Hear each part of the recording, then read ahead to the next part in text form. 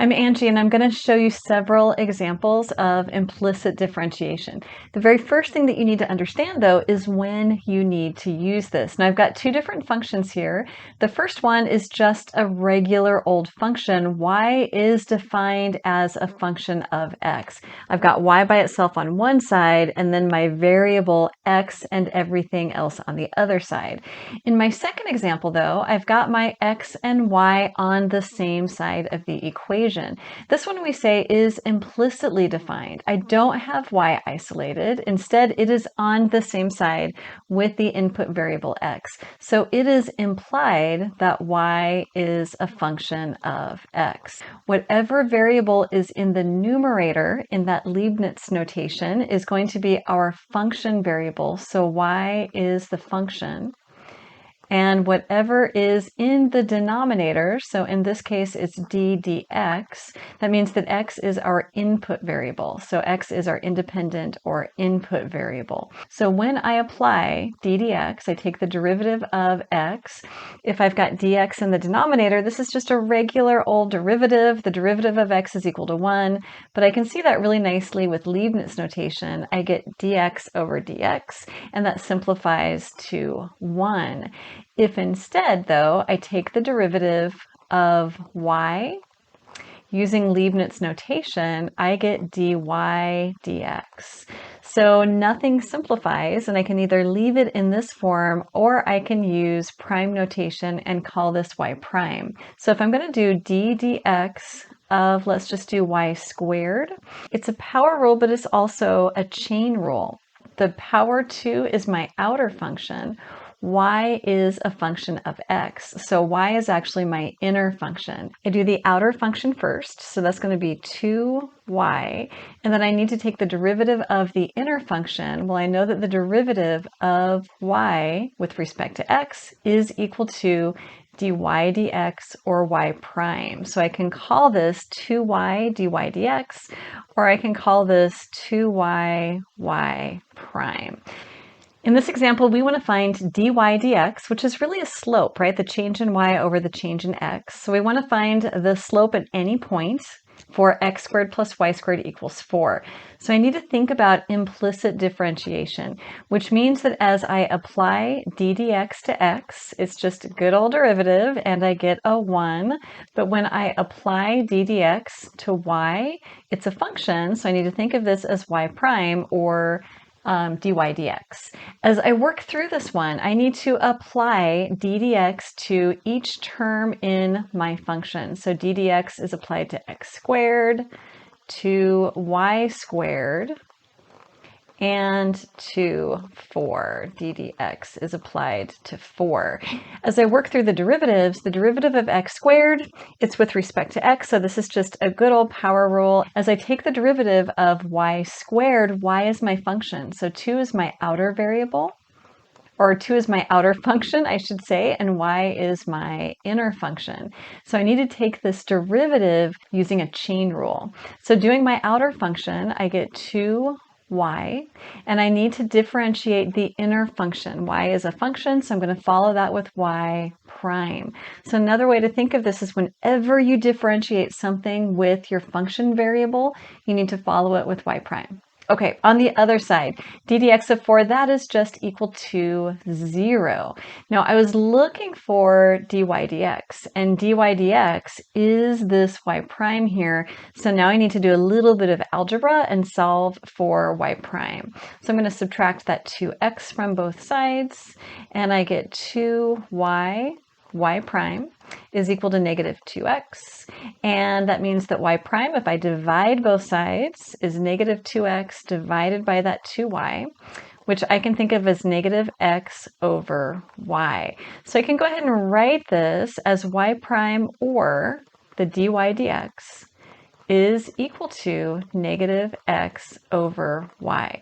So not only have I found the derivative, notice how it's in terms of x and y, it is implicitly defined, but this also gives me the slope of the tangent line anywhere along that circle, x squared plus y squared equals 4. Let's do another example. So I again am looking for dy dx. So that means that y is my function variable. So I know that whenever I take a derivative of something in terms of y, I've got to follow that with a y prime. But whenever I take the derivative of an x, since that's my variable of integration, I end up with just a 1. Let's go ahead and run d dx through this implicitly defined function. So d dx is applied to all of my terms here. So this is a 2y here. I brought the negative out in front. And then d dx is applied also to that 3x cubed. Okay, so it's these two that I need to think of in terms of a chain rule with the y prime following its derivative. So let's take the derivative first of y squared. So I know that that's going to be a 2y using the power rule, but y is itself a function, so I need to take its derivative and I'm going to write that as y prime. Next is the derivative of 2y. Well, the derivative of 2y is equal to 2, but again, I need a chain rule, so I follow that with a y prime. And on the other side, the derivative of 3x cubed, 3 comes out in front. 3 times 3 is 9, and I'm going to reduce that power by 1, and I get an x squared. Now, I'm solving for y prime, and I've got it in two different terms there. So I'm going to go ahead and factor y prime out in front. As I factor y prime out in front, I am left with a 2y from the first term and a minus 2 from the second term and a 9x squared on the other side. All I've got to do is to divide both sides by that 2y minus 2, 2y minus 2, and I've got my derivative. So y prime, which I can also write as dy dx, is equal to 9x squared divided by 2y minus 2. Again, I can find the slope anywhere along this curve using this derivative. Next, I want to find the slope of the tangent line. So the slope of the line tangent to this function at x equals 1 that lands in quadrant 1. Well, I've got my slope formula. It is here. It is that derivative that I just found. As I'm looking for the slope, though, I need to start with the point. So I need to find the point when x is equal to 1. So I'm going to put that right into my function. So I get y squared minus 2y is equal to 3 times 1 cubed. I'm going to need to factor this, guys. So let's go ahead and bring the 3 to the other side as minus 3 is equal to 0. If I factor this, I get y minus 3, y plus 1. I'm looking for a point in that first quadrant, so I know that I want to go ahead and pick y equals 3 here. So the point that I'm looking at, the point of tangency, is going to be 1, 3. And I'm going to find the slope by plugging in my coordinates 1 and 3 into the slope that I found with implicit differentiation. So this slope, dy dx, is equal to 9 times x, that's going to be 1 squared, divided by 2 times y, so 2 times 3 minus 2. So what do we get? We get 9 divided by 6 minus 2, so 9/4. So the slope of the line tangent at 1, 3 to that original function is 9/4. Let's look at another example. In this last example, we want to find the slope of the line tangent to this implicitly defined function at 2, 1. So I've got x is 2 and y is 1. Well, if I want to find the slope, I know that that's going to be the derivative dy dx. So I want to apply d dx all the way through my function. So I'm going to take d dx times xy. There's going to be a product rule there, and then d dx to the next term, another product rule here, y squared, and then finally d dx. That's a d dx applied to 6. Now, we know our differentiation rules. When I take the derivative of x, because it's the variable of differentiation, we end up with 1. When I take the derivative, though, of y, this is my function, so I know it's going to return with dy dx, but we can shortcut that and just call that guy y prime. Okay, so here we go. As I work through this one, this is a product rule. So I do need f prime g plus f g prime. F is x and g is y. Okay, so applying that first product rule, I'm going to put it in parentheses so you can see exactly what happened to it. I want the derivative of x first. That's going to be 1 times I leave y alone plus, next I'm going to leave x alone, so x, and the derivative of y, the derivative of my function is x prime. Okay, next one, I'm also going to do a product rule for x squared, y squared, but my f and g are x squared and y squared. So applying the product rule here, I take the derivative of x squared, which is 2x, and I leave y. I leave y squared plus, now I'm going to leave x squared and take the derivative of y squared. I need a chain rule here, so that's going to be 2y times y prime. On the other side, the derivative of 6 is equal to 0. Now our goal is to find dy dx, also known as y prime. So I want to isolate those terms and leave them on one side of the equation.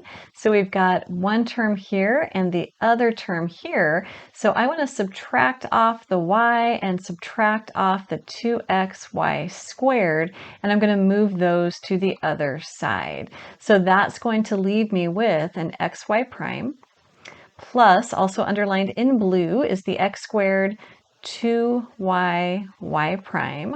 On the other side now I've got negative y minus 2x y squared. I want to factor out that y prime so I can continue to isolate it.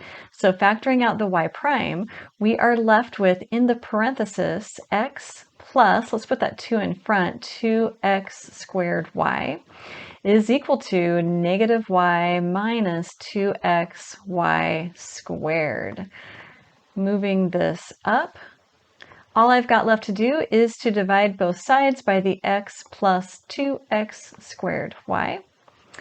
X plus 2x squared y. And what we end up with is our formula. So this is the formula for the slope. So y prime or m or dy dx, whatever you want to call it, is our negative y minus 2xy squared divided by x plus 2x squared y. Okay, but our goal was to find the slope at our point 2, 1.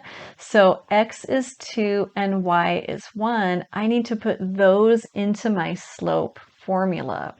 So continuing, I end up with m, the slope of the tangent line at 2, 1 is equal to, let's see, y is 1. So negative 1 minus 2 times x, which is 2, times 1 squared, that's a times, divided by x, so that's 2 plus 2 times x squared, so 2 squared times y. Okay, so what do I have? I've got negative 1 minus 2 times 2, minus 4, so that's going to be a negative 5 in the numerator. In the denominator, I've got 2 plus 8, so that's going to be 10, and we end up with a slope of the tangent line of negative 1/2. I have a feeling you're getting a lot better with these implicit differentiation problems. Do take a look at the video that I've got up here on the screen. It's going to help you as you are continuing to learn calculus. Thanks so much for watching.